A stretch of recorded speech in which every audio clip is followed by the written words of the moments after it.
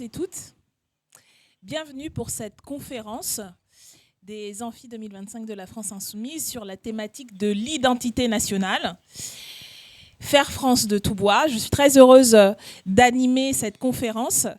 Je suis Danielle Obono, députée de Paris, membre du groupe de la France Insoumise depuis 2017 et membre de la commission des lois, une commission qui traite d'un grand nombre de sujets afférents à cette thématique, des questions de police, de justice, de droit, liberté fondamentale, de constitution. Et je pense qu'on aura l'occasion d'aborder beaucoup d'aspects de ces matières que nous traitons à l'Assemblée nationale. La raison pour laquelle nous avons organisé cette conférence, c'est parce que cette question de l'identité nationale est un enjeu politique, est un enjeu idéologique et fait partie aujourd'hui de l'offensive réactionnaire de la droite radicalisée, de l'extrême droite, qui mène ainsi une tentative de créer un socle électoral, un socle majoritaire dans ce pays au service de leur projet politique néolibéral et réactionnaire. Et il est important non seulement d'analyser les ressorts de cette offensive, mais de construire face à cela une stratégie alternative, pas simplement de notre point de vue à la France Insoumise, un discours pour contrecarrer ce qui est dit. On aura l'occasion, grâce à, je pense, à nos intervenants et intervenantes, de pouvoir comprendre toutes les bases fallacieuses d'un certain nombre de rhétoriques qui saturent le débat public, mais également, et ça fait partie de ce que nous portons à la France Insoumise, il nous semble nécessaire d'avoir notre propre récit de ce que nous sommes, de nos identités nationales peut-être, et de ce qui constitue aussi une partie de notre bataille, de nos luttes pour l'émancipation, pour l'autodéfinition de ce que nous sommes individuellement et collectivement. Et donc, nous avons sur ces sujets une posture non pas défensive, mais offensive, parce que ça fait aussi partie de notre bataille politique que de se réapproprier notre histoire et de revendiquer la richesse de ce qui fait notre combat politique, c'est-à-dire aussi nos expériences, nos sensibilités et nos identités multiples et plurielles. J'ai le plaisir d'accueillir aujourd'hui pour éclairer cette discussion de chercheurs et chercheuses éminents et éminentes qui nous font l'honneur d'intervenir à ces débats, à qui je vais laisser la parole et qui feront un propos liminaire d'une vingtaine de minutes chacun et chacune. Et ensuite, nous aurons le temps des débats, des échanges, des questions, des réfutations peut-être, et ensuite des conclusions après les réponses et des interventions conclusives des uns et des autres. Je vais donc, sans plus tarder, laisser la parole à Catherine Witold de Vanden, qui est politologue, directrice de recherche émérite au CNRS et spécialiste des migrations internationales. Merci beaucoup pour l'invitation et le plaisir de vous retrouver également ici. Et j'étais venue il y a 2 ans, en fait, pour présenter mon livre qui s'appelle toujours « Figure de l'autre », perception du migrant en France entre 1870 et 2022 chez CNRS Éditions. Et aujourd'hui, donc, on nous a proposé d'échanger autour de 3 thématiques que je vais essayer en 20 minutes de reprendre, de rappeler un peu l'histoire de l'immigration en France. La question également du droit de la citoyenneté, qui est un sujet central aujourd'hui, qui est attaqué de toutes parts, notamment le droit du sol. Et puis, une réflexion sur une conception plus large de la citoyenneté, mais aussi peut-être de la nation. J'y reviendrai. Alors, je commencerai par dire qu'en fait, il y a un écart considérable entre la réalité sociologique, économique que l'on a en France et puis la perception de la migration en France, que dit souvent d'ailleurs François Héran, que vous connaissez sans doute par ses ses déclarations et conférences, qui est professeur au Collège de France, qui a écrit un livre qui s'appelle Immigration, le déni. Il y a un déni de réalité. Et je crois qu'on est vraiment dans cette situation, déni de réalité, pour ne pas voir que la France est un pays pluriel, multiculturel, etc., même si ça ne plaît pas à tout le monde, c'est la réalité. Donc je crois que ça, c'est un premier aspect, déjà voir la réalité telle qu'elle est. Et puis le deuxième, c'est peut-être changer de mémoire, changer de récit. On a un récit construit par l'école, mais construit aussi par les partis politiques, par les médias. On a un récit sur la France qui oublie très souvent la question migratoire. La France, c'est le plus ancien pays d'immigration de masse en Europe. J'insiste beaucoup, le plus ancien pays d'immigration de masse en Europe, parce que l'immigration, elle a commencé pour des raisons de développement économique sous le Second Empire et la Troisième République, mais aussi pour des raisons démographiques. Il y avait eu un déclin démographique qui avait commencé à la fin du XVIIIe siècle. Donc au moment où on avait une croissance économique et besoin de main-d'œuvre, on n'avait pas de main-d'œuvre. Donc en fait, on a commencé à faire venir de l'immigration, l'immigration de masse, si j'ose dire, pas plus seulement quelques élites de réfugiés, à partir de la deuxième moitié du XIXe siècle. Alors que les autres pays européens, eux, migraient. Alors que les Français, eux, ils assistaient à l'arrivée de l'immigration. Le premier recensement qui distingue les nationaux des étrangers, c'est en 1851. Et à l'époque, on a 380 000 étrangers. On a 1 million d'étrangers à la fin du 19e siècle, 3 millions d'étrangers donc en 1930. Donc on a une croissance de l'immigration pendant toute cette période. Et aujourd'hui, on est autour d'un chiffre qui est autour de 7 millions d'étrangers, contrairement aux chiffres faramineux qui sont annoncés ici et là. Et on est dans la moyenne européenne, puisqu'on a 10,7% d'immigrés en France, dans notre pays, 10,7%, qui est la moyenne européenne. Donc, il n'y a pas d'invasion. Mais on est le plus ancien pays d'immigration en Europe qui n'a pas su construire son imaginaire, mais aussi son récit national autour de l'immigration. Et là, je crois que c'est un vrai enjeu. C'est un enjeu pédagogique, mais c'est aussi un enjeu politique central. Donc, ça a donné lieu à toute une série de dérives dans lesquelles nous sommes, qui consistent à construire cette nation autour de l'ethnicité. L'ethnicité, il n'y a aucune définition ethnique de la nation ni de la citoyenneté dans notre pays. Vous la trouverez nulle part. Et il y a un raidissement aujourd'hui identitaire autour d'arguments prétendument culturels qui définirait autour du blanc européen et chrétien l'identité nationale, ce qui n'a aucun rapport avec la réalité historique de nos textes constitutionnels et de la définition de la nation dans notre pays.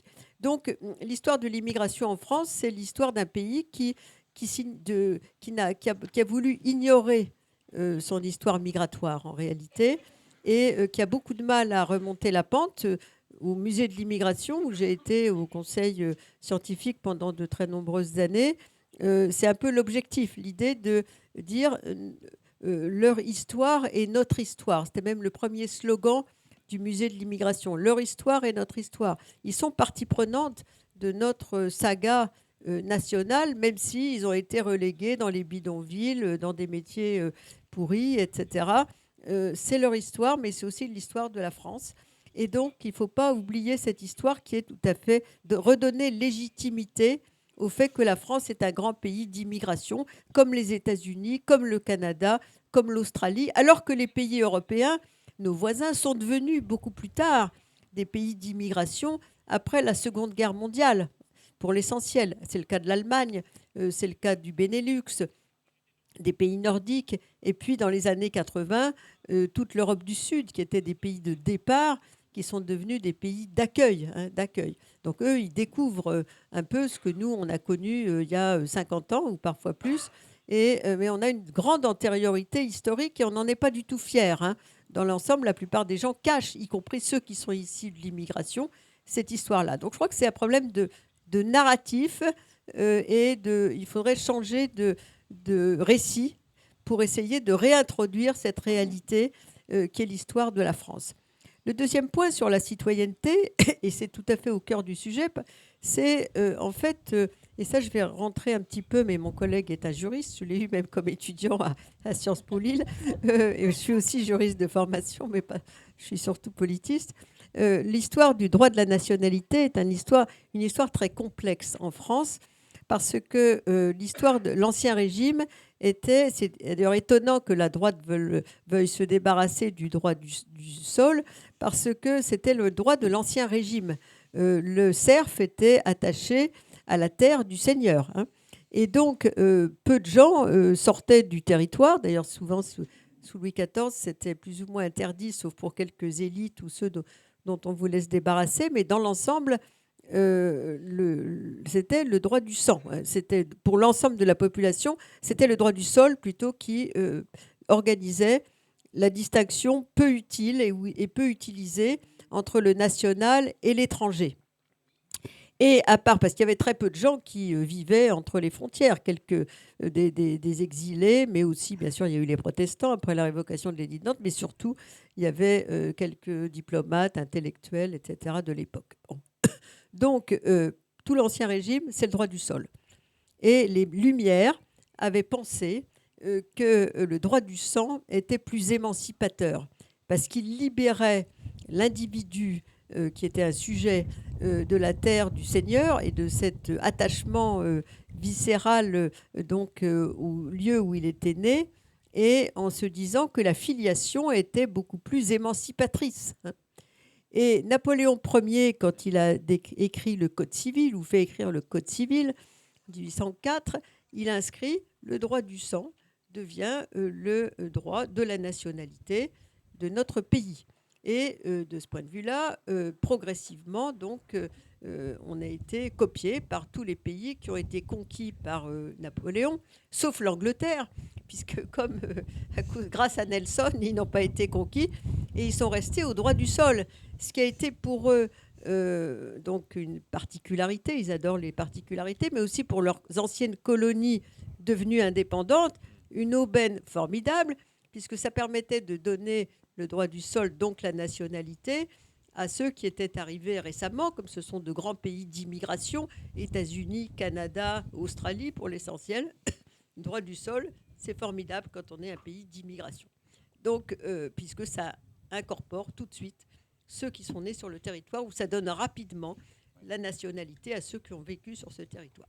Donc, en France, pour des raisons démographiques et aussi de service militaire, on modifie ce droit du sang napoléonien en 1889 en introduisant un mixte droit du sol, droit du sang. Il fallait faire des Français avec les étrangers, comme on disait, parce qu'on avait beaucoup d'étrangers et qu'on voulait en faire des soldats à l'approche d'un éventuel conflit qui s'est produit avec les Allemands, mais aussi bien sûr des gens qui payaient l'impôt, etc.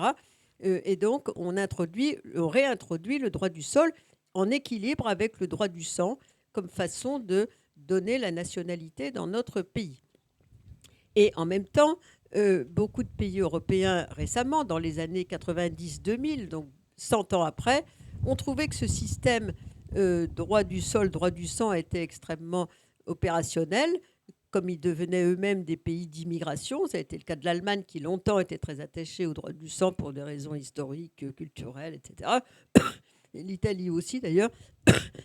Mais tous, sauf l'Italie, ont adopté ce mixte droit du sol, droit du sang entre les années 1990 et 2000. Bon. Et en France, curieusement, depuis plusieurs années, puisque les premières tentatives, c'est 1985, c'est le Club de l'Horloge, qui est le think tank de l'extrême droite, il y a l'idée de supprimer le droit du sol, alors que c'est une idée d'Ancien Régime, ce qu'ils ignorent peut-être pour la plupart d'entre eux, et que ce droit du sol, c'est un instrument d'incorporation des nouveaux venus extraordinaire, qui est un instrument essentiel dans des pays comme les États-Unis, le Canada, l'Australie, qui en plus a permis de donner aussi la nationalité aux esclaves, parce qu'ils ont pu, étant nés sur le territoire, acquérir à égalité avec les autres la nationalité du pays où il se trouvait. Donc en fait, on va complètement à contre-courant, si j'ose dire, d'une tendance rationnelle que l'on observe en Europe, qui serait un mixte droit du sol, droit du sang, pour barrer la route à toute une série de gens. C'est une tentative qu'on a vue déjà dans la première loi Pasqua de 93. On demandait aux jeunes issus de l'immigration de faire une démarche spéciale auprès d'un tribunal administratif avant d'acquérir la nationalité française. Certains oubliaient, donc après on s'est trouvé. L'administration a trouvé que c'était ingérable, on a supprimé cette démarche. Ensuite, on revient donc au système ancien en 1998 avec la loi Guigou. Et ensuite, on a eu toute une série de débats sur cette question du droit du sol, droit du sang, même un grand débat en 88-89 sur le droit de la nationalité qui n'a pas débouché. Et finalement, on est resté plus ou moins à cette situation jusqu'à ce que les premières véritables tentatives se manifestent avec non seulement le discours de l'extrême droite, mais aussi Mayotte, où on veut faire exception sur notre territoire national pour qu'ils aient pas dans les mêmes conditions l'accès à la nationalité française pour ceux qui sont venus des Comores et qui s'installent sur le territoire. Donc le droit du sol, droit du sang est attaqué de toutes parts, cet équilibre heureux, si j'ose dire. C'est très dangereux, à mon avis, c'est très dangereux, parce que c'est la porte ouverte à toute une série de nationalismes ethnicisants qui menacent quand même notre narratif précisément sur la nation. Et je terminerai sur la nation, parce que je viens de lire ce livre de Michel Bievorka, qui est un collègue. L'idée de gauche peut-elle encore faire sens? Très intéressant. On dit, l'idée de gauche peut-elle encore faire sens? Je ne veux pas du tout faire de pub pour son bouquin, mais comme je l'ai lu cet été, je voulais en parler. Et ce qu'il dit, c'est qu'il est urgent, et je pense qu'il a raison, que la gauche se réapproprie une autre approche de la nation que celle qui a été définie depuis 20 ans, 30 ans par l'extrême droite, en proposant une définition ouverte, inclusive de la nation, fondée sur l'égalité des droits, la conquête de nouveaux droits, la lutte contre les discriminations, qui correspondent à la réalité sociologique dans laquelle nous vivons aujourd'hui. Et comme il y a une demande de nation tout en étant dans l'Europe, qui n'est pas contradictoire, je pense qu'il faut qu'il y ait un narratif précisément sur la nation qui n'est plus du tout celui que propose aujourd'hui de façon presque monopolistique l'extrême droite et la droite tentée par ce genre d'idées.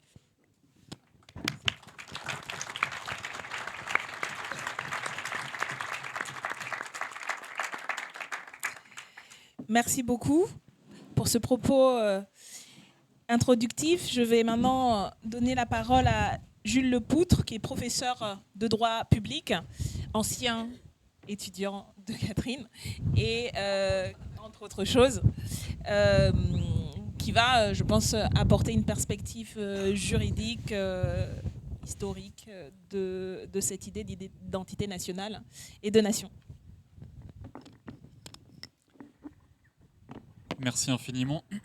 Alors, je place bien mon micro pour être bien entendu. Merci infiniment. Je suis ravi d'être là, aux côtés de Catherine Vitol-de-Venden, aux côtés de vous, Madame la députée. C'est vraiment un moment important, je pense, pour parler de mots qui sursaturent l'espace public et l'espace politique et qu'on définit peu, qu'on définit mal. Et à vrai dire, le rôle souvent des profs de droit, ou en tout cas des juristes, c'est parfois d'aider un petit peu à comprendre comment est-ce que certains termes, certains concepts, certaines notions ont en fait un sens très précis dans le droit qui est complètement détourné, volontairement ou involontairement, parfois volontairement, souvent même d'ailleurs. Et le but de mon propos aujourd'hui, ce sera vraiment d'essayer de poser un petit peu de clarté dans toutes ces distinctions qui font aujourd'hui le national ou les citoyens et la citoyenne, et essayer de voir un petit peu comment est-ce qu'on devient citoyen et citoyenne, comment est-ce que parfois on ne le devient pas, et quels sont les mouvements qui structurent ces passages d'un statut à l'autre. Donc globalement, je m'intéresse au droit de la citoyenneté, je suis spécialiste de droit de la nationalité. En réalité, j'ai fait ma thèse autour de la liberté supposée de l'État pour déterminer ses notions. On dit souvent que l'État détermine seul, souverainement, qui il tient pour ses nationaux. Voilà, qui je reconnais comme les miens et qui je ne reconnais pas, au contraire, comme les miens. Donc je me suis beaucoup intéressé aux questions de naturalisation, de déchéance de nationalité, bien sûr, et puis de droit du sol et de droit du sang. Donc je vais vous parler un petit peu de tout ça en une vingtaine de minutes. J'aimerais bien poser 3 définitions pour qu'on soit sur les mêmes bases de discussion. D'abord, quand on parle de citoyenneté, qu'est-ce que c'est la citoyenneté? Alors, ce qui est intéressant avec le droit, encore une fois, c'est qu'il pose des définitions. Alors après, c'est des définitions dont on peut très souvent se départir, déconstruire, mais disons qu'au moins on a une base d'approche. La citoyenneté, pour les juristes, c'est un statut juridique qui permet la participation politique. Alors évidemment, ce statut, en France, il est fondé sur la nationalité. Et donc sont citoyens tous les nationaux majeurs qui disposent de leurs droits civils et politiques. Alors mes collègues sociologues, anthropologues pourraient vous dire qu'on est citoyen même quand on n'est pas national, et qu'un étranger qui participe à une manifestation, qu'un étranger qui décide d'entrer dans telle ou telle lutte est parfaitement citoyen au même titre qu'un Français majeur. Mais le juriste pourrait être tenté de le prendre un petit peu de haut et lui dire qu'au contraire, juridiquement, les choses sont plus compliquées. Moi, je prends personne de haut ici, mais je dirais qu'en tout cas, en droit, les choses sont claires. Voilà ce qu'est le citoyen, même si évidemment la définition peut déborder ce cadre, et à juste titre. Quand on parle de rejet des individus hors de la citoyenneté, on parle évidemment d'abord et avant tout du rejet des étrangers immigrés, qui sont bel et bien présents sur le territoire français, qui peuvent être présents depuis longtemps, mais qui ne sont pas accueillis dans la communauté politique, qui n'accèdent pas juridiquement à la citoyenneté. Donc évidemment, quand on parle de rejet, d'exclusion, c'est d'abord à la figure de l'étranger qu'on s'intéresse, mais aussi au Français qui a des origines étrangères et qui peut lui aussi faire l'objet de certaines politiques de rejet ou d'exclusion. Et je pense ici bien sûr à la déchéance de nationalité. Et puis il y a un troisième mot sur lequel je voudrais dire un mot. J'emploierai parfois le terme d'intégration. Le terme d'intégration, il est employé par le droit. En réalité, il n'a rien d'évident. Et je pense aussi que même dans le monde politique, c'est un terme qu'on emploie de manière un peu évidente. L'intégration des étrangers qu'on répète à l'envi, c'est lourd de sens de parler d'intégration des étrangers parce que ça postule immédiatement une distance entre un individu, étranger donc, et une communauté de référence et des valeurs, et donc une distance plus ou moins importante et un chemin plus ou moins important qu'on exige de l'étranger pour venir jusqu'à sa communauté de référence. Donc l'intégration, dès qu'on parle d'intégration des étrangers, on postule cette distance et on postule, pourquoi pas, l'existence de politiques publiques qui viseraient à réduire cette distance. Donc le terme d'intégration, moi quand j'utiliserai, ce ne sera pas du tout sur ce sens-là, ce sera juste pour parler du passage de l'étranger au citoyen et pas du tout de l'idée qu'il y a une distance importante qui nécessite de parcourir un chemin compliqué. Donc voilà pour ces quelques définitions, je m'en excuse. Et donc la question fondamentale que je pose ici, c'est comment est-ce qu'on passe du statut d'étranger au statut de citoyen? Comment est-ce qu'on se maintient ici? Et j'aime bien poser aussi un regard parallèle vis-à-vis de ceux qui sont d'ores et déjà français, et comment est-ce que eux, c'est facile de se maintenir dans cette communauté nationale, et que en réalité, les exigences sont surtout faites à l'égard des étrangers, et les Français, quel que soit ce qu'ils feront, s'ils n'ont pas d'origine étrangère, pourront se maintenir facilement. Donc, je vais parler d'un certain nombre d'éléments qui vont dans ce sens. Alors, Catherine Wittol-de Ven vous a dit beaucoup sur le droit du sol et le droit du sang, et comment ça s'est construit historiquement. J'aimerais bien revenir un petit peu sur ce que c'est concrètement, parce que typiquement, le droit du sol, ça fait 1 an qu'on en entend quand même beaucoup parler, avec Mayotte. On a parlé de son abrogation à un moment, on a discuté encore récemment de sa nouvelle restriction à Mayotte, qui a d'ailleurs été adoptée au Parlement. Je sais que le groupe de la France Insoumise a déposé des amendements à l'occasion de l'examen du projet de loi sur Mayotte pour essayer justement de mettre fin à ces restrictions, des amendements qui ont été supprimés. Enfin, en tout cas, voilà, un sujet qui anime votre groupe politique, a raison. Qu'est-ce que c'est donc que le droit du sang et le droit du sol? Je commence par que le droit du sang, c'est peut-être le plus simple, c'est la transmission par la filiation. Le droit du sang, c'est la filiation. Vous êtes français ou française parce que vos parents l'étaient. Et c'est la filiation biologique, on le dit moins, c'est aussi la filiation adoptive. C'est-à-dire que quand vous êtes adopté, vous bénéficiez du droit du sang. Ce n'est pas non plus quelque chose d'aussi fermé qu'on l'imagine, et on peut très bien être adopté à 13 ans et devenir français par vertu du droit du sang. Donc c'est un sang qui n'est pas aussi biologique qu'on pourrait l'entendre, mais s'il l'est principalement. Le droit du sol maintenant. Le droit du sol, c'est l'obtention de la nationalité par le fait de sa naissance sur le territoire. Oui, mais la naissance, bien souvent, ne suffit pas. Et ça, c'est vraiment un point sur lequel je voudrais insister. Je pense que si on sort tous de cette conférence en ayant compris un certain nombre de choses, mais aussi ça, c'est important, le droit du sol en France, à part sous l'Ancien Régime, n'a jamais fonctionné dès la naissance. Ça, c'est ce qui existe encore. Ça existe encore sur le continent américain. Aux États-Unis, par exemple, quoique Trump a mis en place un décret visant à sa restriction, mais très probablement va-t-il être annulé par la Cour suprême. Enfin, on verra. Au Canada, bref, en Amérique du Sud, vous naissez sur le territoire, vous êtes tout de suite ressortissant de l'État sur lequel vous êtes né. Tout de suite. Tout de suite. Vous pouvez aller retirer votre acte d'état civil et votre passeport d'un même mouvement. En France, depuis plus de 2 siècles, ça ne fonctionne plus comme ça. La naissance est seulement un indice qui va vous permettre d'obtenir plus tard la nationalité et donc à votre majorité la citoyenneté. En France, il y a 2 grands mécanismes. Le droit du sol simple, le droit du sol double. Le double droit du sol dont on parle souvent. Vous êtes né en France d'un parent qui lui-même est né en France. Et donc ces 2 naissances successives, votre parent et vous-même, laissent présumer, en réalité au législateur, que vous êtes installé ici pour longtemps et vous avez la nationalité dès la naissance. Mais à la condition, je le répète, qu'un de vos parents soit lui-même ou elle-même né en France. Et puis le droit du sol simple, donc votre seule naissance, et là ça ne fonctionne pas tout de suite. Si vous êtes né en France et que vos parents sont nés à l'étranger, eh bien vous devez en France attendre vos 13 ans, avec 5 ans de séjour juste avant vos 13 ans, pour que vos parents réclament la nationalité pour vous. À partir de vos 16 ans, vous pouvez la réclamer tout seul, toujours avec cette condition de 5 ans de résidence. Et à partir de 18 ans, vous l'acquérez automatiquement. Okay, alors ça ne veut pas dire qu'on vous envoie votre passeport par la poste. Il faudra aller, bien sûr, le réclamer. Mais disons qu'on n'exigera pas de vous que vous fassiez une démarche volontaire pour acquérir cette nationalité. Et donc j'insiste vraiment là-dessus. Le seul fait de la naissance en France ne donne jamais droit à la nationalité. Si vos parents ne sont pas nés en France, vous devrez attendre au plus tôt vos 13 ans pour pouvoir obtenir cette nationalité française. Et j'y reviendrai à la fin de mon intervention quand on parlera de Mayotte, parce qu'imaginez que des gens prennent la mer depuis les Comores pour arriver à Mayotte, pour donner naissance à des enfants qui, dans 13 ans au plus tôt, leur permettront d'obtenir des papiers. Voilà bien, on l'imagine, un déterminant assez faible lorsqu'il s'agit de quitter son territoire. Et François Héran l'a bien dit, c'est les écarts de richesse qui dictent le mouvement migratoire et certainement pas la recherche hypothétique d'une nationalité 14 ou 15 ans plus tard, au plus tôt. Et d'ailleurs, les chiffres montrent bien que ce n'est pas le cas. Un troisième mot, la naturalisation, puisqu'au côté du droit du sang et du droit du sol, il y a un troisième mécanisme, c'est la naturalisation.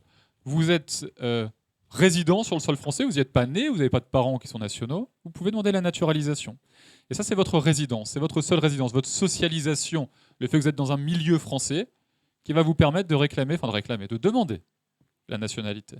Et le principe de la naturalisation, c'est que justement, on ne la réclame pas, on n'y a aucun droit. Il y a un certain nombre de conditions qui sont fixées par le législateur, et elles ont été réexaminées à l'occasion de la loi Darmanin d'ailleurs. Il y a un certain nombre de conditions qui sont fixées, mais le fait de satisfaire ces conditions ne vous donne aucun droit. Donc 5 ans de résidence, bonnes mœurs, assimilation.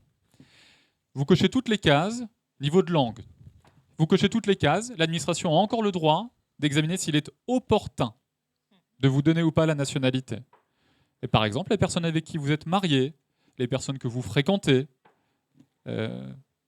vos opinions politiques, à une certaine époque, votre état de santé, ont pu être des éléments qui, en opportunité, conduisaient l'État, l'administration, à refuser de vous donner la naturalisation. Donc la naturalisation n'est jamais automatique. Elle l'a été sous la Deuxième République. Elle ne l'est plus du tout depuis au moins 150 ans. Alors maintenant, je voudrais dire un mot des combinaisons et des caricatures qu'on entend souvent entre tout ça. Droit du sol, droit du sang, naturalisation. On entend souvent, Catherine l'a un petit peu dit, et c'est vrai que les pays d'immigration sont souvent des pays de droit du sol. Et que les pays d'émigration, parce qu'ils accueillent beaucoup d'immigrés, donc ils appliquent le droit du sol. Et que du coup, ils seraient un petit peu par nature ouverts à l'immigration. Et qu'à l'inverse, les pays d'émigration seraient plutôt des pays de droit du sang, parce que ce qu'ils veulent, c'est maintenir leurs liens avec leurs émigrés, et qu'au contraire, n'ayant pas d'étrangers sur leur sol, eh bien, ils n'ont pas de politique particulièrement ouverte. Alors c'est vrai dans une certaine mesure, mais tout de même, il y a des grosses exceptions. Et ici, par exemple, il y a l'idée que les pays de droit du sang seraient nécessairement ethniques et fermés. C'est pas nécessairement vrai, parce que quand on prend un pays comme l'Italie, qui est un pays qui ne connaît pas le droit du sol et qui a un droit du sang très puissant. Le pays n'est pas si fermé que ça parce que l'Italie est parmi les pays d'Europe celui qui a le plus haut taux de naturalisation. C'est-à-dire qu'il n'y a pas de droit du sol, mais vous pouvez, plus facilement qu'ailleurs en Europe, obtenir la nationalité. Et donc vous voyez, ce n'est pas parce qu'il n'y a pas de droit du sol qu'on est nécessairement un pays fermé aux immigrés. Il faut observer ce qui se passe avec la naturalisation. Et puis pour le droit du sol, c'est pareil. J'en disais un mot tout à l'heure. Les États-Unis, c'est sans doute le pays qui possède le droit du sol le plus absolu. C'est-à-dire que vous naissez là-bas, vous êtes automatiquement américain. Oui, mais quand vous voyez aujourd'hui la manière dont l'administration de Donald Trump traite les immigrés, vous voyez bien que ce n'est pas parce que le fait qu'il y ait un droit du sol absolu n'est qu'un indice très partiel du traitement et de l'ouverture qui est réservée aux immigrés, aux étrangers. Donc il faut se méfier de la lecture unique des législations. Le droit du sol et le droit du sang doivent toujours être pris dans un contexte plus complet. On doit étudier le reste de la législation et on doit étudier aussi les pratiques des différents pays. Pour revenir peut-être à l'Europe et justement pour étudier ce mouvement entre citoyens, entre étrangers et citoyens, je voudrais parler de deux pays où il n'y a pas de mouvement possible, et un troisième peut-être pour vous faire rire, de deux pays où il n'y a pas de mouvement possible entre le statut d'étranger et le statut de citoyen. Pays où si vous arrivez dans ce pays, vous ne pourrez pas devenir citoyen, en tout cas très difficilement. Des obstacles quasi insurmontables. Le premier pays que je voudrais évoquer, c'est l'Estonie. L'Estonie, il n'y a pas de droit du sol, donc vous pourrez être né de parents qui sont nés, d'arrière-grands-parents, grands-parents et d'arrière-grands-parents qui y sont nés, ça ne changera rien, vous serez toujours maintenu dans un statut d'étranger. La naturalisation est très compliquée à obtenir, des conditions de langue très complexes, des prohibitions de plurinationalité, etc. Ce qui fait qu'on a un taux d'accès à la nationalité qui est parmi les plus faibles d'Europe. Et alors comment est-ce que ça s'explique ? Eh bien, en fait, l'Estonie, vous le savez bien, a présent sur son territoire une minorité russophone, d'origine russe, qui date de l'effondrement du bloc soviétique.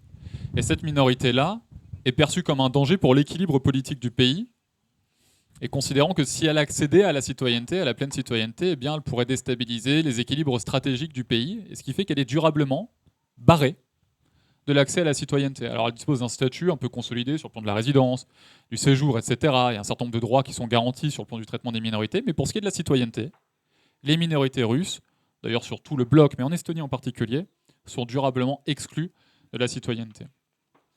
Un autre pays, c'est l'Autriche. L'Autriche, alors pendant longtemps on a parlé de l'Allemagne et de l'Autriche comme les grands pays de droit du sang, où les communautés immigrées étaient largement exclues de l'accès à la citoyenneté, mais en fait l'Allemagne, Catherine l'a bien dit, a appliqué le droit du sol à partir des années 2000, et d'ailleurs depuis un an a encore plus ouvert son droit du sol. En Autriche, toujours pas, et c'est pas au programme. En Autriche, il n'y a pas de droit du sol. Il y a un droit du sang qui est tout puissant, une naturalisation très compliquée parce que soumise à de hautes exigences de revenus. Il faut bien gagner sa vie pour être naturalisé en Autriche. Prohibition de la plurinationalité.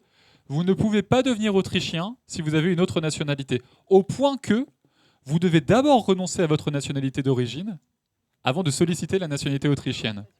Et donc l'Autriche vous donne un petit papier sur lequel il est noté « Je vous promets de vous naturaliser à la condition que vous me rapportiez la preuve que vous avez perdu votre nationalité d'origine ». Et ils se sont amusés, enfin j'en plaisante mais c'est tout sauf drôle, une ressortissante estonienne justement qui avait obtenu ce petit bout de papier, une promesse de naturalisation, qui avait été voir son gouvernement, qui avait dit très bien, je vais me faire naturaliser en Autriche, donc veuillez me libérer de ma nationalité estonienne. Le gouvernement estonien avait accepté. Revenu en Autriche, ils se sont rendus compte qu'elle avait commis 2 infractions mineures au code de la route, et on dit finalement votre promesse de naturalisation ne vaut rien, on la retire. Et donc elle était devenue apatride. Et alors l'Europe, grâce à l'Europe et à la Cour de justice de l'Union européenne, les juges européens ont pu, pur modèle libéral, ont pu dire qu'ici il y avait quelque chose d'un petit peu choquant du point de vue de la proportionnalité et du respect des droits fondamentaux. Et donc, a priori, cette personne a vu sa situation réglée. Mais vous voyez ici à quel point il est compliqué, très compliqué, de devenir autrichien. Et qu'au contraire, des minorités autrichiennes, d'origine autrichienne présentes à l'étranger, font l'objet de politiques de naturalisation assez facilité. Si vous avez des origines distantes avec l'Autriche, mais que vous n'avez jamais mis un pied en Autriche, vous pouvez récupérer un passeport autrichien. Vous voyez comment c'est très difficile pour les gens qui sont à l'intérieur, et parfois très facile pour certains privilégiés qui sont à l'extérieur. Donc, vous voyez, ces espèces d'appareils complètement incohérents et qui nous intéressent, nous, comme juristes. Je vous dis un dernier mot d'un dernier pays sur lequel il est très compliqué de devenir aussi ressortissant, c'est Monaco, où il y a 0,01% des étrangers qui sont naturalisés tous les ans, parce que là-bas, la nationalité a presque une dimension aristocratique. Être citoyen monégasque, c'est presque un peu aristocratique. C'est l'accès à un certain nombre de privilèges, à un certain nombre de préférences dans l'organisation de l'État, et donc c'est un privilège qu'on distribue avec beaucoup de parcimonie. Et il y a une quinzaine de personnes qui accèdent à la nationalité monégasque tous les ans. Là, on est sans doute vraiment dans l'exemple le plus caricatural sur cette dynamique. Alors, le Vatican, c'est par pure résidence. À partir du moment où on s'installe au Vatican, c'est par la résidence sur le territoire. En France, maintenant, quel chemin prend-on ? Je terminerai là-dessus dans les 5 dernières minutes. Quel chemin sommes-nous en train de prendre en France ? Je vais d'abord dire un mot de la naturalisation. Parce qu'en fait, la naturalisation, il y a des grandes conditions qui sont fixées par le législateur. Mais en réalité, quand on veut savoir quel chemin prend la naturalisation, il faut s'intéresser aux détails. Et il y a un détail, qui est tout sauf un détail en fait, mais qui est en train de changer. C'est le niveau d'exigence de langue qui est exigé des candidats à la naturalisation. Parce qu'évidemment, c'est pas choquant de devenir français. Bon, pas choquant qu'on demande à ceux et celles qui veulent devenir français de parler la langue française. Mais où est-ce qu'on place la barre ? Pendant longtemps, la barre elle a été fixée au niveau européen. Vous connaissez peut-être ce niveau A1, A2, B1, B2, C1, C2. Vous avez 6 échelons, le niveau C2 étant le plus élevé, un niveau parfaitement bilingue, et le niveau A1 étant vraiment une capacité à s'exprimer sur les conversations du quotidien. Pendant longtemps, le niveau a été fixé au 3e niveau B1, et encore à l'oral, et en compréhension orale, compréhension écrite. Pendant longtemps, ça a été un niveau B1. Bon, 3e niveau, on peut en penser ce qu'on veut. Puis, on a dit c'est pas seulement un B1 oral, c'est aussi un B1 écrit. Savoir écrire au 3e niveau sur 6. C'est déjà plus compliqué et on a vu une diminution assez franche des naturalisations à partir du moment où ça a été changé par décret. C'est un simple décret qui a changé ça. Et puis, et c'est le législateur qui a décidé de mettre ça dans la loi, enfin la majorité qui a voté cette loi, on vient de passer à un niveau B2, écrit et oral. Le 4e niveau sur 6. Alors pour celles et ceux qui ont peut-être passé déjà des tests de langue, parfois quand on veut partir à l'étranger, on nous demande de passer des tests d'anglais par exemple, ou d'autres langues espagnoles, etc. Vous vous rendez peut-être compte de ce qu'est un niveau B2. C'est un niveau très consolidé. Le niveau B2 est un niveau très consolidé. En expression orale, mais alors imaginez en expression écrite pour du français, quand même pas la langue la plus simple de toutes. En passant à un niveau B2, qui prend effet au 1er janvier de l'année prochaine, vous pouvez être sûr que le niveau de naturalisation va probablement largement descendre. Et encore 10 ans, disons 15 ans, on naturalisait près de 80 000 personnes par an. On est désormais, il y a des effets de rattrapage, de digitalisation de procédures qui fait que les stocks ne sont pas bien lisibles. Mais aujourd'hui, on naturalise plutôt autour de 40-45 000 personnes par an, si on lisse sur les dernières années. Certainement, ça va encore descendre. Avec rien de plus que le niveau de langue qu'on exige. Est-ce qu'il y a eu un grand débat sur des grandes discussions, parce que c'est quand même pas rien de savoir ce qu'on exige, et puis de diviser par 2 en fait, le nombre de personnes qui vont pouvoir devenir français ou françaises par la naturalisation. Est-ce que vous en avez entendu parler ? Sans doute pas. Pourtant, c'est dans ce détail-là que se joue la capacité d'un nombre considérable de personnes qui vivent en France et depuis longtemps, qui leur permettent d'accéder à la nationalité française. Un dernier mot, très rapidement en 1 minute si vous me le permettez, sur Mayotte. À Mayotte, depuis 2018, on ne devient plus français ou française de la même manière que sur le reste du territoire. À Mayotte, le droit du sol fonctionne avec une condition supplémentaire qui est celle de la résidence régulière d'un de vos parents. Ça, c'était en 2018. Et depuis quelques mois, on exige maintenant que vos 2 parents soient en séjour régulier depuis plus d'1 an, au moment de votre naissance, pour que vous puissiez plus tard, à 13 ans, souvenez-vous, devenir français ou française.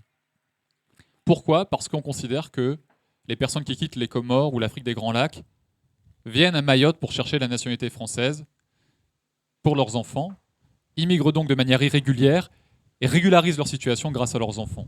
Mais comment le pourraient-ils alors même qu'il faut attendre 14 ou 15 ans pour obtenir la nationalité française et tirer, parce qu'en effet, quand on est parent d'un enfant français et c'est heureux, on a un titre de séjour, parce qu'on doit pouvoir vivre avec son enfant sur le territoire français.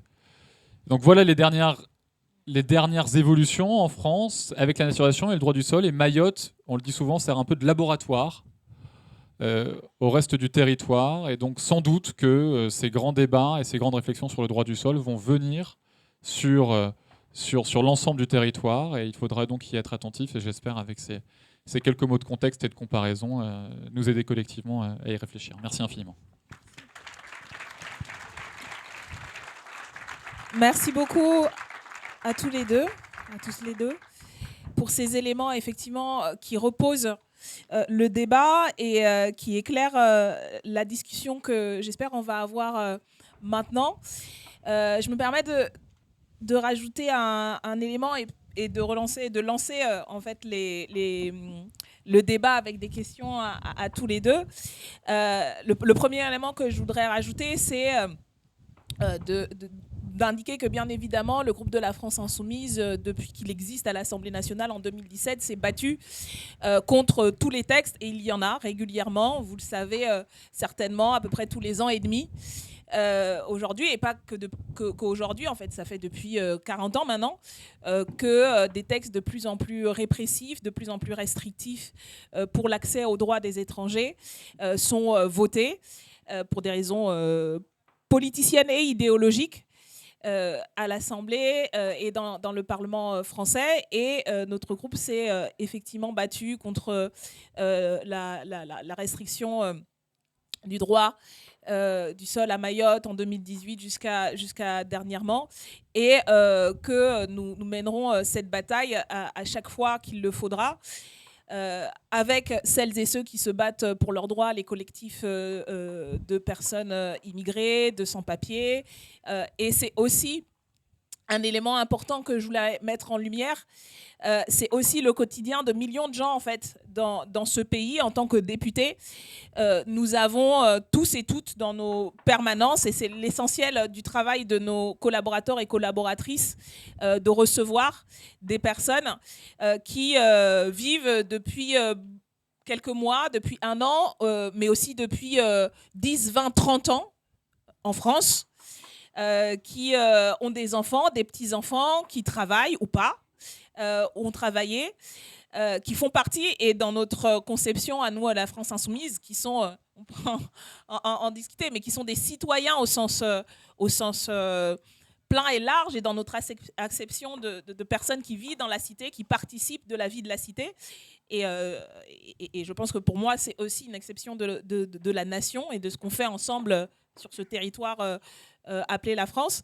Donc ces personnes qui, depuis 7 ans, et particulièrement en fait, depuis 2-3 ans, voient leur vie mise en danger, leur survie mise en danger par les choix politiques du gouvernement. On ne parle même pas là de l'accès à la nationalité, on parle du quotidien.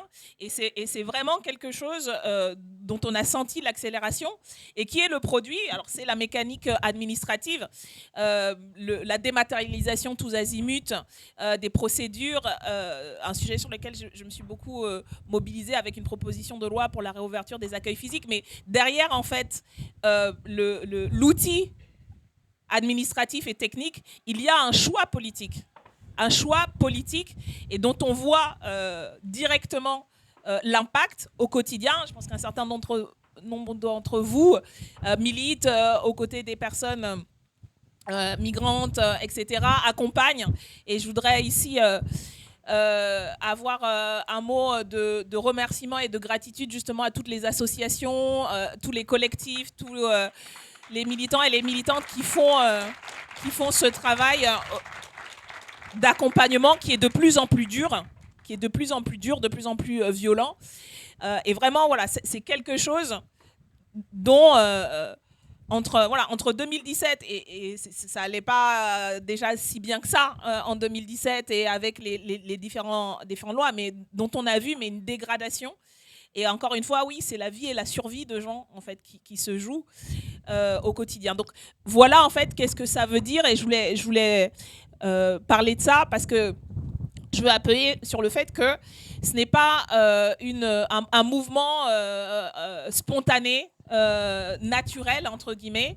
C'est véritablement un choix politique, en fait, qui détermine ce qu'on considère et la manière dont on va traiter les personnes qui vivent sur le territoire et qui sont étrangères et jugées étrangères par le droit, etc.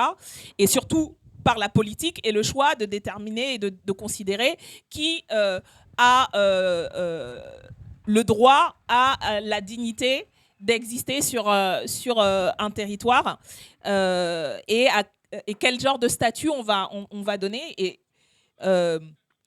je pense que c'est important, et c'est là où je veux vous interpeller aussi, de rappeler que c'est l'objet en fait d'un débat et d'un rapport de force constant, y compris ce que vous disiez tout à l'heure sur le fait qu'il y a le droit, il y a des conceptions sociologiques, historiques, etc. Il y a le droit, mais le droit est le produit aussi d'un rapport de force, d'une lutte des classes en vérité, et de visions différentes.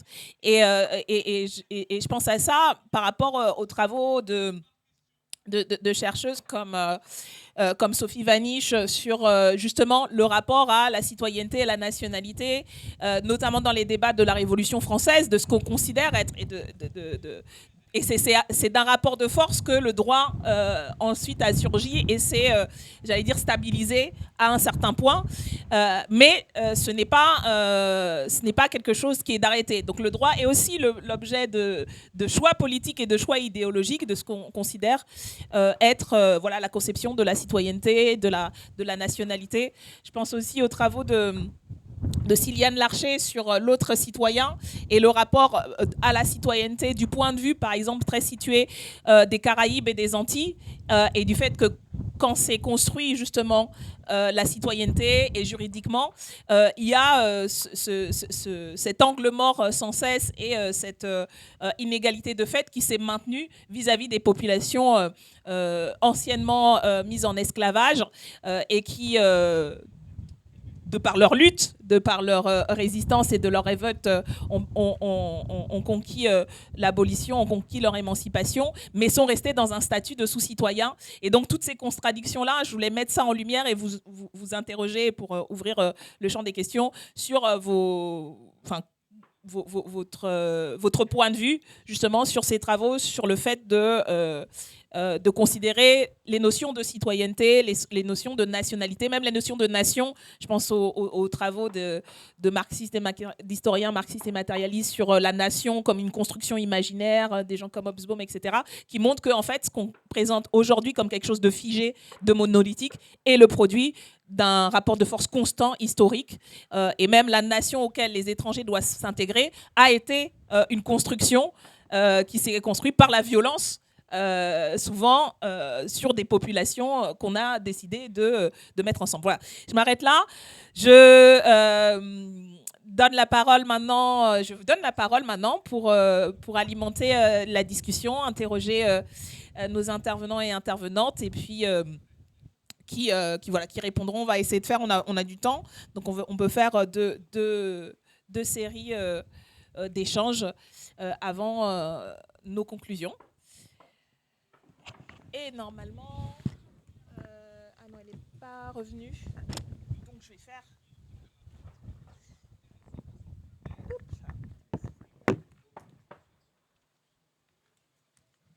Passez le micro. Par contre, je vais peut-être vous demander d'approcher un peu parce que c'est long.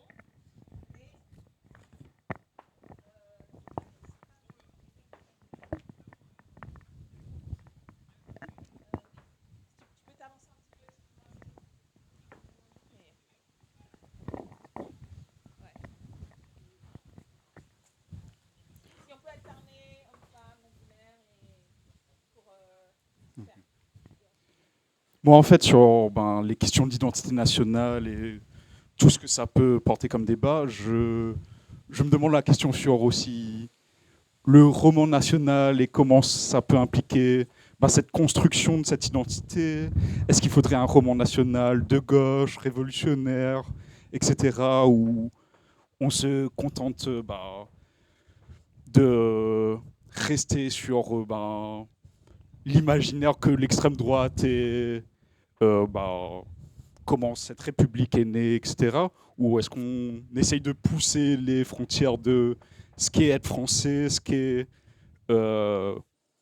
tout ce qui est de ses identités nationales et de ce que ça implique, ou tout en aussi, est-ce qu'il doit être important de prendre en compte les méfaits que notre pays a fait sur le monde, notamment la colonisation, etc. Comment impliquer ça dans un rapport de roman national, etc. Ou, c'est un peu ma question et des interrogations autour de cette question. Et, ouais.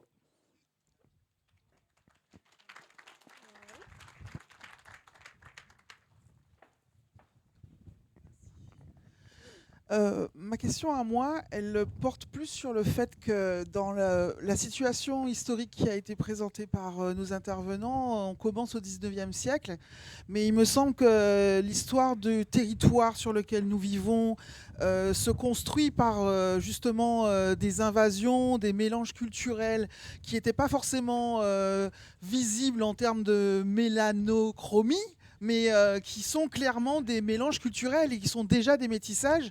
Et est-ce que la solution la perspective d'écrire un roman national collectif, inclusif, ouvert sur ce que nous sommes, ne passe pas par là, par cette idée d'un métissage constant sur le territoire. Parce qu'effectivement, si la France, comme vous l'avez dit, madame, était donc le plus ancien pays recevant des migrations de masse, il me semble aussi qu'il s'est constitué de migration. Les Francs étaient des envahisseurs.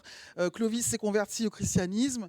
Et tout ça, c'est ce qui donne le mot France. Donc, voilà, pour moi,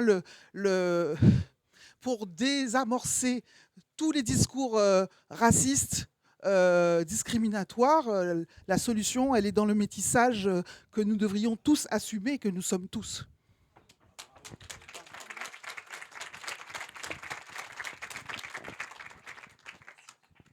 Merci à tous les deux pour votre contribution. Moi, ma question, elle va plutôt s'adresser à toi, Daniel, parce qu'elle est peut-être un petit peu plus politique. C'est évidemment un sujet attenant à ce qu'on évoque maintenant, c'est le thème de la Nouvelle-France. C'est évidemment un sujet qui terrifie, je vais peut-être me tourner vers tout le monde, qui terrifie beaucoup de gens dans ce pays, on imagine lesquels, mais même dans nos rangs parfois, c'est une thématique qui n'est pas forcément toujours comprise, ou en tout cas acceptée. Est-ce que, Daniel, tu peux nous donner peut-être une boîte à outils ou quelques arguments, surtout de ton point de vue aussi de personnes racisées, sur ce sujet-là, pour peut-être mieux le faire comprendre et mieux le faire accepter aussi, parce que voilà, c'est un élément qui est de plus en plus important dans notre stratégie. Et voilà, c'est pour revenir sur ce sujet-là.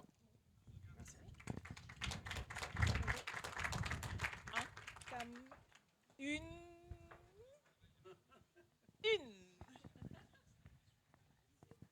Et ensuite. Okay. Bonjour à tous. Je m'appelle Ania.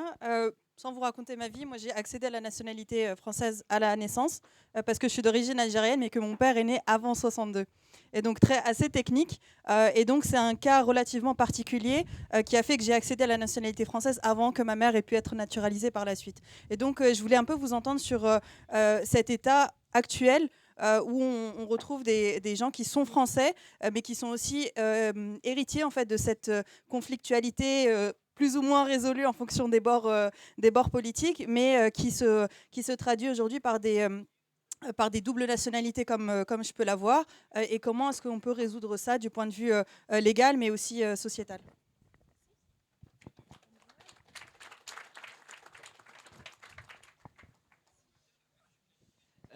Merci beaucoup pour la conférence. J'avais deux petites questions. Une, c'était une précision sur la dernière réforme à Mayotte. Est-ce que ça pourrait signifier qu'il y ait des personnes au sein de la même fratrie qui puissent l'une avoir une nationalité française et l'autre non? Et une autre question, c'est par rapport à l'article 4 de la Constitution de 1793, qui était assez souple dans la naturalisation, qui permettait notamment qu'après avoir domicilié qu'une seule année en France, certains critères tels que le fait d'avoir nourri un vieillard permettaient d'accéder à la nationalité française. Est-ce qu'il y avait d'autres endroits qui avaient permis d'avoir des une naturalisation aussi souple. Et si c'était possible de le faire crédible en France aujourd'hui.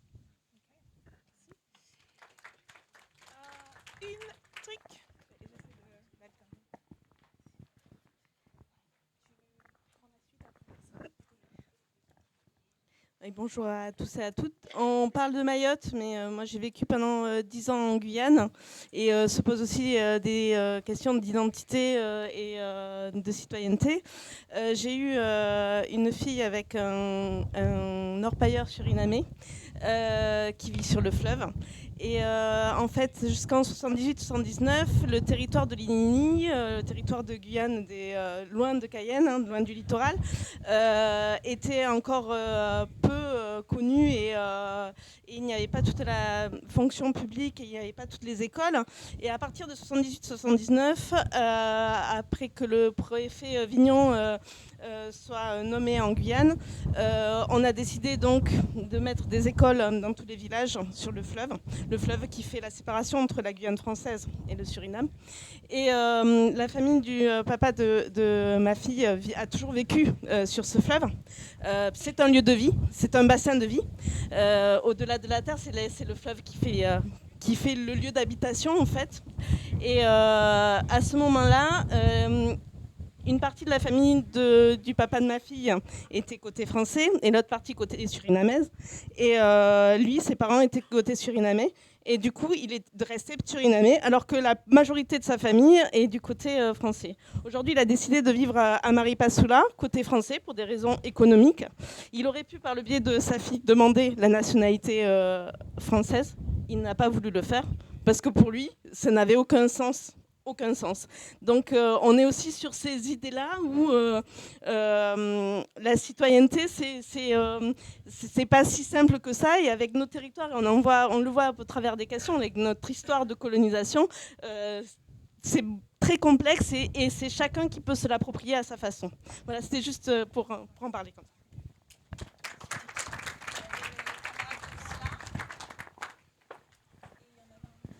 Merci beaucoup. Bonjour à toutes et tous.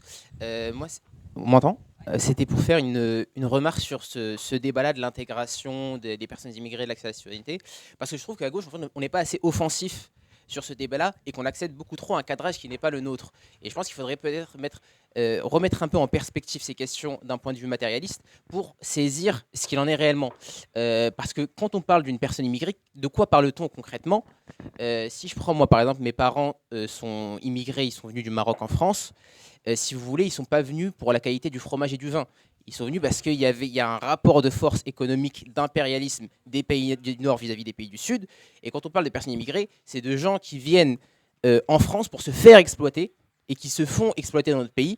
Et en fait, le problème de poser la question en termes d'intégration, etc., c'est qu'on a l'impression qu'on a les personnes qui viennent du Sud racisées qui sont dans l'état de quémander la nationalité à l'État-nation français. Alors que quand on remet en perspective et qu'on voit qui sont ces gens concrètement, c'est quand même le minimum des choses pour des gens qui travaillent ici, qui se font exploiter ici, encore une fois, et qui, surtout, le schéma d'immigration en France, c'est des gens qui sont issus du prolétariat et qui viennent dans des métiers les plus compliqués. C'est quand même le minimum des choses qu'on leur doit, à mon sens. Il faudrait qu'on soit plus... et je sais que Daniel, toi, tu es quelqu'un qui fait partie de ceux et celles qui en parlent depuis longtemps de ces sujets-là. Et donc voilà, je pense que c'est important d'avoir ce cadrage-là, qui est un cadrage marxiste, matérialiste de base sur cette question. Voilà.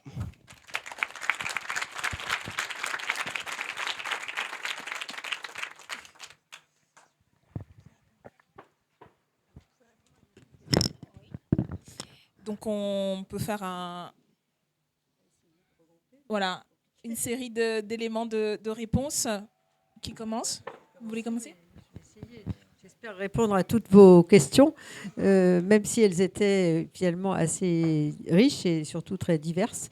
Alors tout d'abord sur le roman national, parce que j'insiste beaucoup, je crois que la gauche doit réinventer le roman national. Je crois que c'est une mission essentielle si on veut aujourd'hui arriver à sortir du fait que l'extrême droite et la droite dure s'est approprié d'une certaine façon une approche ethnicisante, culturalisante de la nation qui n'a rien à voir avec notre histoire. Il ne faut pas oublier que Goethe, observant la bataille de Valmy en 1792, disait « Une idée neuve et nouvelle en Europe, la nation. La nation. Lui, il était allemand, c'était une autre définition. Mais l'idée, c'est ce que dit Renan un siècle plus tard, le plébiscite de tous les jours, le vouloir vivre collectif. Donc c'est ça la nation. La nation, c'est une idée de gauche initialement. C'est une idée révolutionnaire, une idée qui a été portée par la Troisième République, il ne faut pas oublier, pendant très longtemps. Aujourd'hui, on a complètement oublié cette approche de la nation. Ce n'est pas uniquement la façon dont Jean-Marie Le Pen a célébré Jeanne d'Arc devant sa statue dorée, en face de la Seine. La nation, c'est un projet politique, citoyen, de gens qui partagent les mêmes valeurs.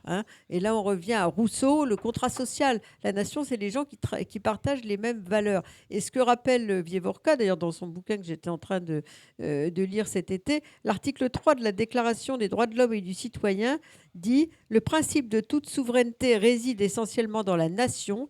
Nul corps, nul individu ne peut exercer d'autonomie qui n'en émane expressément. » Et il rappelle que cette définition de la nation n'a aucun fondement ethnique. Nulle part en France, on a une définition ethnique, même pas culturelle d'ailleurs, de la nation. La nation, c'est précisément cette idée de l'adhésion à des valeurs communes qui sont celles de la Déclaration des droits de l'homme et du citoyen. Donc ça, c'est très important. Je crois qu'il faut y revenir, il faut approfondir cette approche, parce que je crois que ça peut être en soi un projet politique pour une citoyenneté ouverte, comme on m'invitait à en parler ce matin. Alors, pour continuer sur vos questions, je crois qu'il y a eu beaucoup d'approches diverses de cet usage. Alors, d'un côté, il y a la nationalité qu'on a rappelé, de l'autre côté, la citoyenneté. La nationalité, c'est une notion juridique définie par le droit de la nationalité. La citoyenneté, c'est une notion philosophique définie par la Déclaration des droits de l'homme et du citoyen. D'un côté, la philosophie, de l'autre côté, le droit. Ce sont deux choses un peu différentes. Parce que dans la pratique, ce que beaucoup de politistes ont essayé de faire, ils ont montré qu'on peut être citoyen sans être national. Et parfois, dans l'histoire de France, qui n'est pas toujours glorieuse, on a été national sans être citoyen. Il y avait des gens à qui il y avait la déchéance de nationalité, il y avait toutes sortes de sous-citoyenneté dans les colonies, etc. Et donc, on a eu de nombreux cas de nationaux non citoyens, mais aussi de gens qui, par la participation, notamment des étrangers, pas seulement pendant la Révolution française, quelques gens comme Anacharsis Clotes, bien connu, ou Thomas Paine, mais aussi pendant la Commune, ont été élevés à la qualité de citoyens par leur participation au combat de l'époque dans laquelle ils se trouvaient. Donc ça, c'est la citoyenneté. Alors après, il y a toute une série de débats. Est-ce qu'on peut définir la citoyenneté par la participation ? Maintenant, ça se fait avec la citoyenneté européenne, par exemple. Je ne vais pas y revenir, mais c'est un aspect. Celui qui est résident sur le territoire peut être électeur, éligible aussi aux élections et voter au Parlement européen. Mais je ne vais pas m'étendre là-dessus. Je voudrais simplement dire qu'aujourd'hui, il y a une tendance aussi, à mon avis, qu'il faut réexaminer de près, qui est très dangereuse et examinée par beaucoup de sociologues, la tendance à ce qu'on appelle le racisme différentialiste.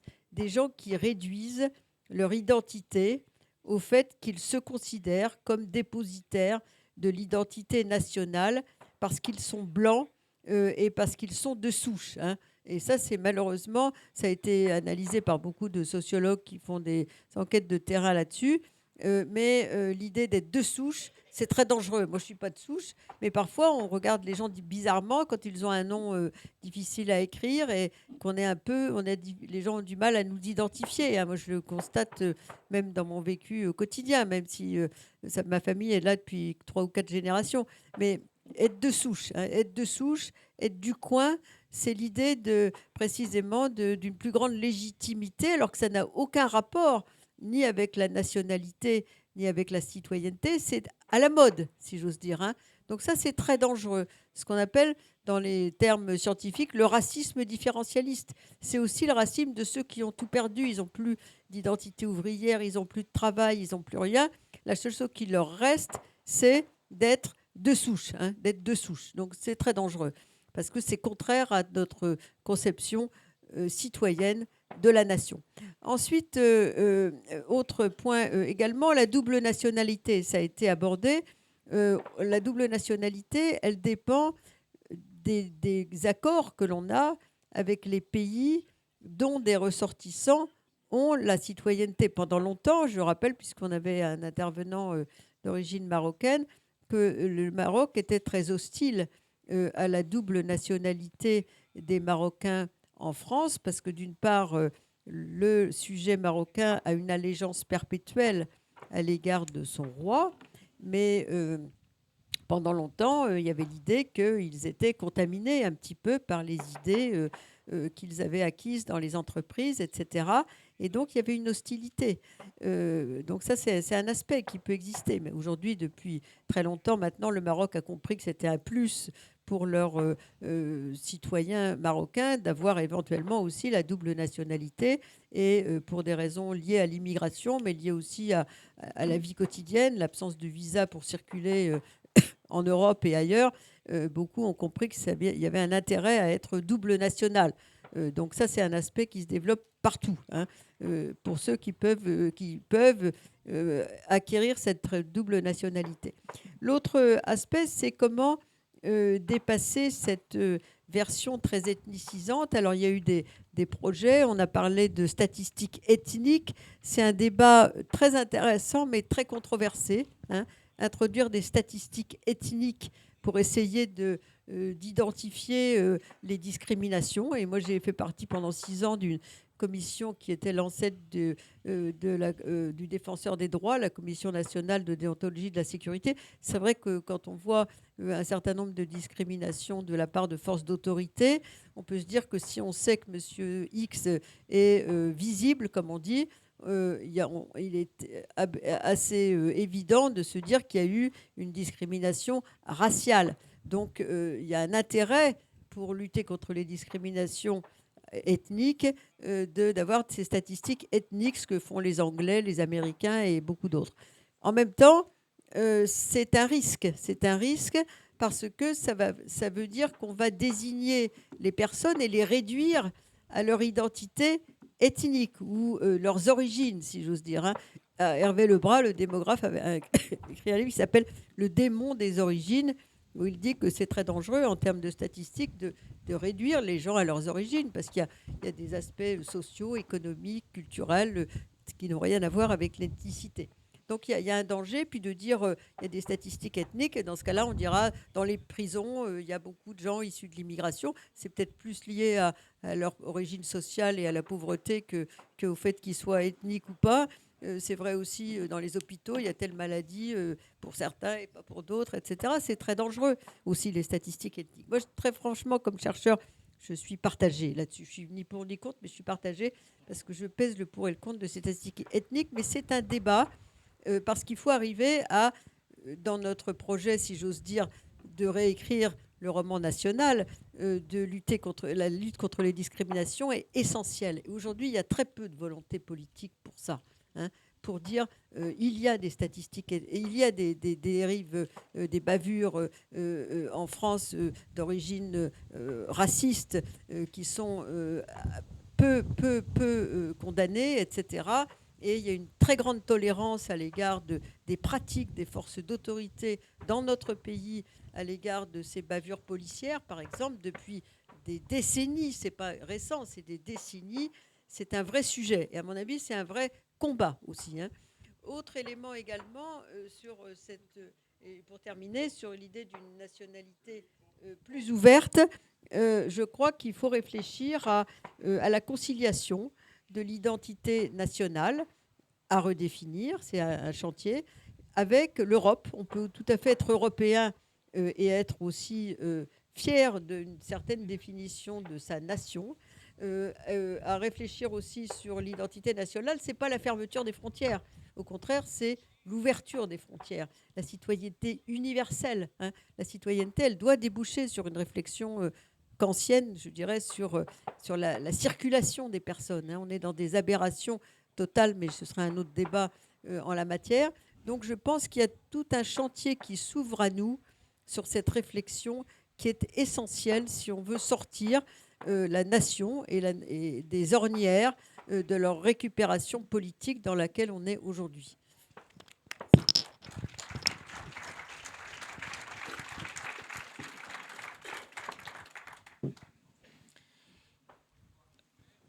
Alors, quelques éléments, je sélectionne parmi les différentes questions sur celles sur lesquelles Catherine peut-être n'a pas directement répondu. Madame Levitu, comme vous parliez quand même des choix idéologiques, heureusement que le droit est le produit de rapports de force et de lutte, et évidemment sur les questions de droits des étrangers, de droits de la nationalité, de droits de la citoyenneté, heureusement que les choses ne sont pas figées dans le marbre, sinon nous serions bien sûr en difficulté. Enfin, c'est-à-dire que c'est bien que les choses puissent changer et évoluer. Il y a des politiques de droite et de gauche en la matière, et rien n'est figé. Il y a tout de même, je voudrais dire un mot quand on parle du droit du sol, Catherine l'évoquait un peu, une tradition, des équilibres qui se sont constitués historiquement. Le droit du sol, ça vient de l'Ancien Régime. Le premier arrêt qui se prononce sur le droit du sol, il remonte au XVIe siècle. Il est cristallisé sous la Révolution française, il apparaît dans toutes les constitutions révolutionnaires, est maintenu dans le Code civil, maintenu sous la Deuxième République, sous la Troisième République. Vichy ne l'abroge pas, et maintenu sous la Quatrième République. Et donc, si demain on décidait d'abroger le droit du sol pour tout le territoire français, se poserait la question du caractère consubstantiel du droit du sol à notre tradition républicaine. Et pourquoi est-ce que c'est une question importante ? Parce que le Conseil constitutionnel considère que les principes qui sont constants dans la tradition républicaine peuvent se voir conférer une valeur constitutionnelle et donc être retirés des mains du législateur ordinaire et ne pouvoir du coup être atteints que par le législateur constitutionnel. Et donc peut-être que demain, si on décidait de supprimer le droit du sol, eh bien, le Conseil pourrait être amené à se poser cette question. Et moi, je pense qu'il y a 2 ans, quand Emmanuel Macron et Gérald Darmanin évoquaient l'abrogation du droit du sol seulement à Mayotte par une réforme constitutionnelle, eh bien, ils souhaitaient anticiper le fait que le Conseil dirait peut-être qu'on ne peut pas abroger le droit du sol sur un territoire donné, que ce soit à Mayotte ou ailleurs. Et donc, peut-être qu'en fait, le droit du sol a matériellement une valeur constitutionnelle. Enfin, on ne le sait pas encore. D'ailleurs, le Conseil a évité de se prononcer il y a 1 mois et demi sur la question. Bref. Donc en effet, le droit est le fruit de rapports de force, mais disons que quand le rapport de force est cristallisé et a une constance particulière sur le temps long, eh bien il sort peut-être, en tout cas il a bien sûr une partie idéologique, mais cette partie idéologique peut avoir une protection supplémentaire. Sur Mayotte, puisque la question a été posée sur le plan technique, oui, au sein d'une même fratrie, sur des naissances différentes, quelqu'un qui est né avant la réforme de 2018, quelqu'un qui est né avant la réforme de 2025, n'accédera pas à la nationalité de la même manière. Il y aura des inégalités au sein même des fratries. En plus des inégalités entre l'ensemble du territoire français et le territoire mahorais. C'est ce qui est doublement discriminant. La Cour européenne des droits de l'homme ne s'est pas encore prononcée sur la question, mais elle pourrait en effet y trouver des choses à redire. Sur la naturalisation plus ou moins souple et le fait qu'en effet, sous les constitutions révolutionnaires, on pouvait acquérir la nationalité de droit. Alors c'est vrai que nourrir un vieillard, posséder un établissement de commerce, il y avait un certain nombre de conditions un petit peu ésotériques. Mais enfin, ce qui était important à cette époque, c'est que la naturalisation, c'était un droit. Si on remplissait les conditions fixées par le législateur ou le constituant, on obtenait la nationalité. Et sous l'Ancien Régime, c'est un peu trompeur parce que la naturalisation, les lettres de naturalité, comme on le disait à l'époque, c'était la prérogative du roi, au bon plaisir du roi.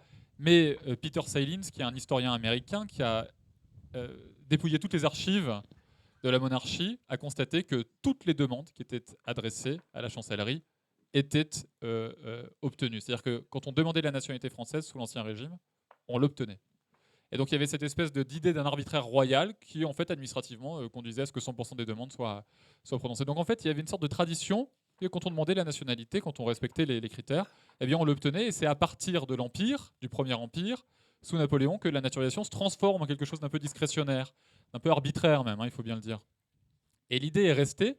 Il y a juste un petit intermède de quelques mois, sous la Deuxième République, où en fait les étrangers ont beaucoup participé à la Révolution de 1848, et la loi bascule pendant quelques mois une naturalisation de droit, et puis sous le flot des demandes, on décide de repasser au système discrétionnaire. Mais il y a quand même dans l'histoire française une naturalisation de droit qu'on a vu revenir un peu sous François Hollande en 2015-2016, parce qu'il y a 2 catégories spéciales d'étrangers qui ont été soustraits à cette naturalisation discrétionnaire. C'est au sein des fratries. Quand vous avez un frère ou une sœur qui peut accéder à la nationalité par le droit du sol, eh bien vous aussi, même si vous n'êtes pas né en France, vous pourrez, à la majorité, réclamer la nationalité française de droit. C'est-à-dire que pour qu'au sein d'une même fratrie, il n'y ait pas d'inégalité entre les frères et sœurs. Et puis aussi pour les parents d'enfants français, mais ça c'est très compliqué. Il faut avoir plus de 65 ans et plus de 25 ans de résidence sur le territoire français. Vous pourrez réclamer la nationalité française si l'un de vos enfants est lui-même français. Bon, ça concerne 2000 personnes tous les ans, autrement dit, très peu, mais tout de même. Il y avait une dynamique intéressante qui est tout à fait renversée maintenant. Je voudrais faire aussi une dernière réflexion sur la discussion de la notion d'intégration. C'est vrai que c'est un terme dont il faut peut-être pas se débarrasser, mais qu'en tout cas, il faut bien maintenant toujours prendre des précautions quand on l'emploie, parce qu'il est excessivement chargé et il faut discuter de cette charge. Et justement, pour les étrangers, il y a des étrangers dont on exige l'intégration. Moi, je ne ferai pas de réflexion philosophique, mais je voudrais alimenter la réflexion sur le plan juridique. Il y a des étrangers dont on exige l'intégration. Si vous arrivez par le regroupement familial, vous devez conclure avec l'autorité administrative un contrat d'intégration républicaine qui nécessite de vous une formation civique, des formations de langue, etc. On contrôle et on exige de vous une politique publique qui est menée parce qu'on estime qu'il y a ce chemin que vous devez parcourir pour rejoindre un référentiel de valeurs. Mais si vous venez avec ce qu'on appelait il y a encore quelques mois un passeport talent, vous êtes un talent, que vous fondez une start-up, que vous avez des hauts diplômes, vous avez un doctorat, j'en sais rien, vous avez un titre de séjour particulier qu'on appelle un titre de séjour talent. Et là, vous n'avez pas besoin de conclure un contrat d'intégration républicaine, vous êtes hors des prévisions de ça. Donc, qu'est-ce que une sociologue politiste, Yaya Chachar, appelle une migration stratifiée? Selon la strate à laquelle vous appartenez, on n'exige pas les mêmes conditions d'intégration. On ne se représente pas le même chemin à parcourir vers les valeurs de la société qui vous accueille. J'emploie à dessein le vocabulaire de celles et ceux qui sont en faveur de ces notions. Donc tout ça pour alimenter un petit peu la réflexion sur aussi cette inégalité dans les conditions d'intégration. Ce n'est pas les étrangers qui sont de la même manière soumis à des conditions d'intégration, mais au sein des étrangers, il y a 1000 manière de traiter cette condition, ou parfois même de ne pas l'exiger.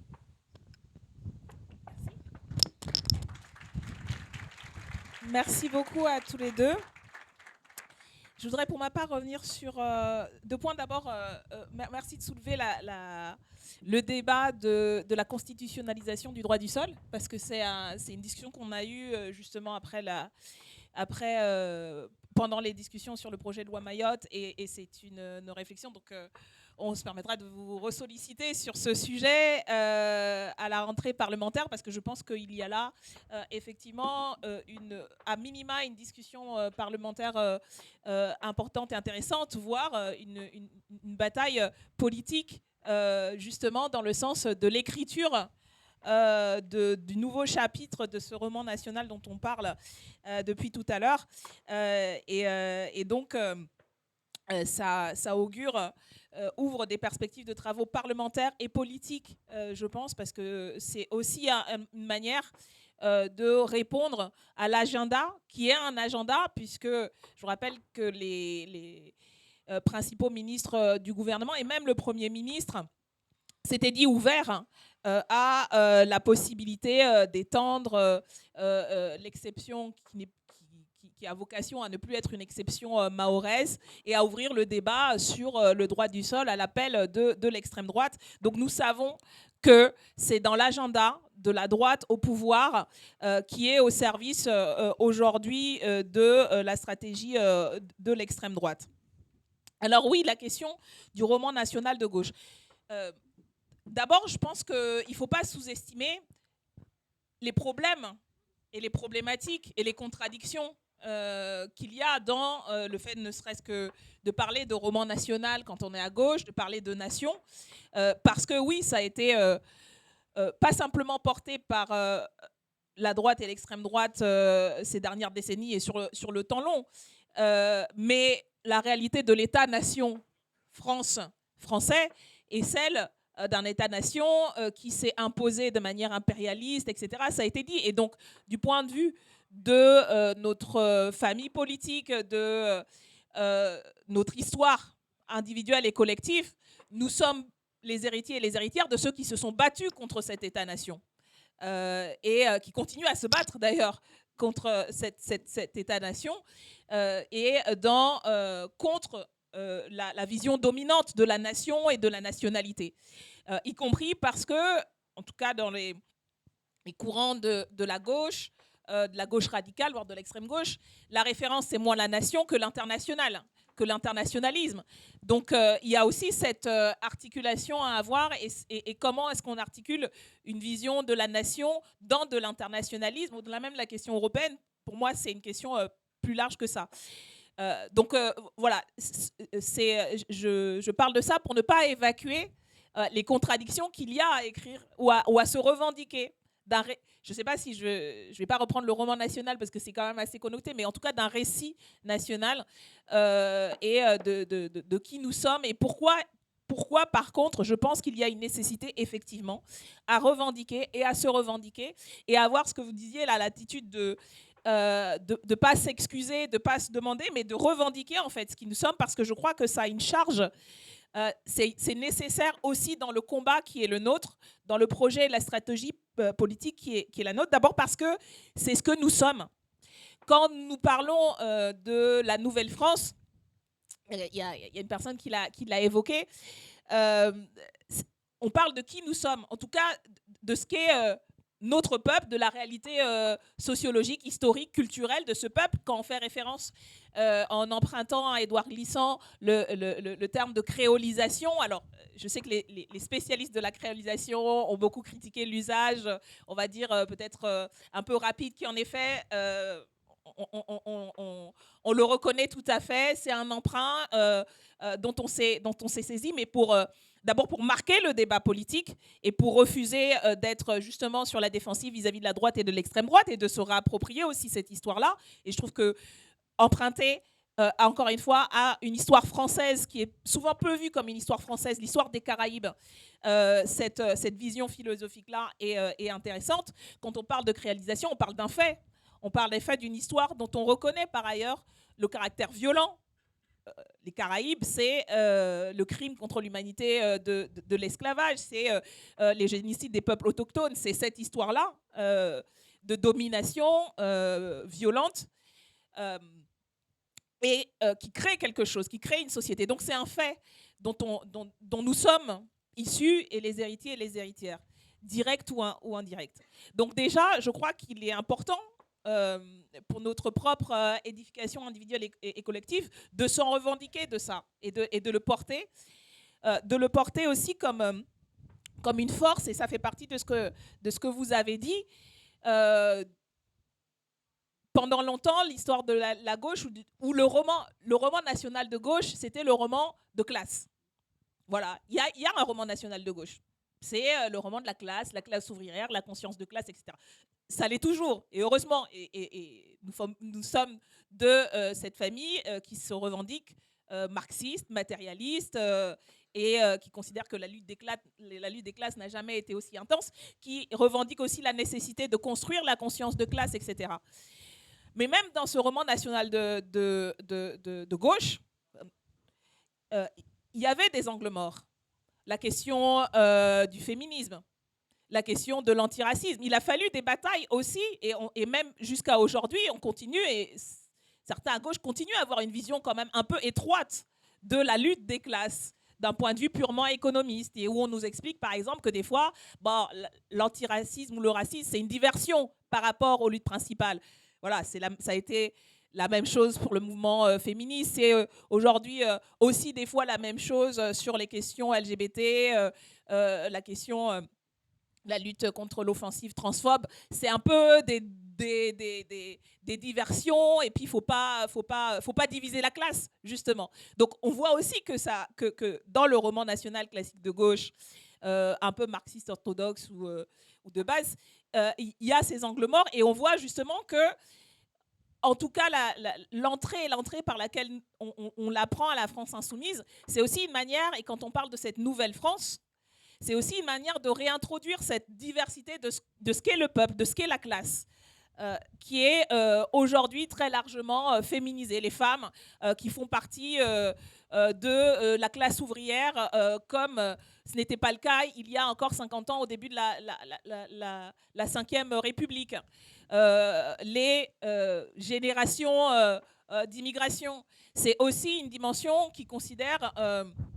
les rapports territoriaux, les rapports géographiques. Quand on parle de Nouvelle-France, on parle de tout cela pour dire le fait de ce que nous sommes, et pour dire aussi la stratégie qui est la nôtre d'unir en fait ces composantes, pas malgré leurs différences par ailleurs. Et là aussi, c'est un débat avec une certaine gauche dite universaliste, qui n'interroge pas d'ailleurs le modèle universaliste et qui parle quand on parle de l'universel, qui parle quand on parle de la Déclaration des droits de l'homme et du citoyen, qui est très située. Et donc de dire, oui, ces différences-là, ces histoires-là, ces identités-là, qui n'est pas un gros mot, sont riches de plein de choses, y compris de résistance, et qui sont aussi des moteurs pour l'action, et qui sont aussi des carburants, en fait. Oui, il y a des luttes identitaires, enfin, je veux dire, je parlais du mouvement féministe ou du mouvement LGBT, ce sont des luttes identitaires, des nôtres, et qui se revendiquent comme ça, qui revendiquent leur autonomie identitaire à des moments. Donc voilà, je parle de tout ça pour montrer que je crois qu'on est à un moment où il y a une nécessité, face à l'offensive réactionnaire, d'embrasser en fait cette histoire qui est la nôtre, qui a toujours été la nôtre.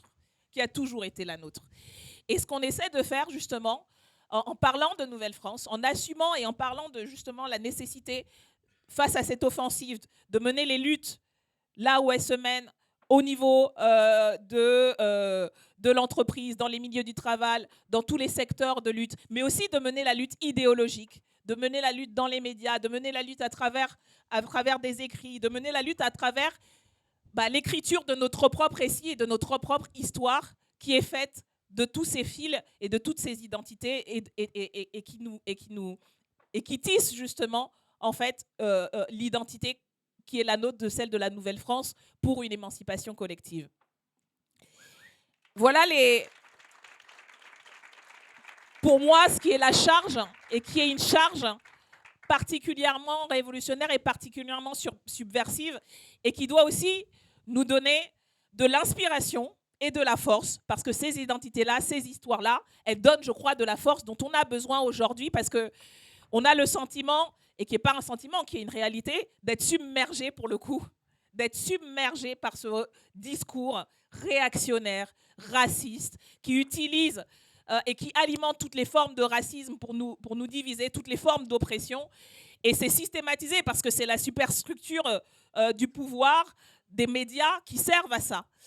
Et je crois qu'on peut trouver à la fois de la force et de l'inspiration dans ces identités, dans ce récit identitaire émancipateur qui est le nôtre, pour faire face à leur offensive et pour dire que oui, nous sommes ce que nous sommes parce que d'autres se sont battus avant nous et ont conquis ces luttes en vertu de ce qu'ils sont et de ce qu'ils ont fait, et que nous sommes des héritiers et fiers d'être les héritiers et les héritières de ces histoires-là. Et ça nous donne la force de nous battre, de tenir tête, de tenir bon et de ne rien lâcher pour l'émancipation individuelle et collective. Voilà, sur ces mots, je vous remercie d'avoir participé et d'avoir assisté à cette conférence. Merci à nos intervenants et intervenantes. Et à plus tard pour la suite des débats de ces amphis.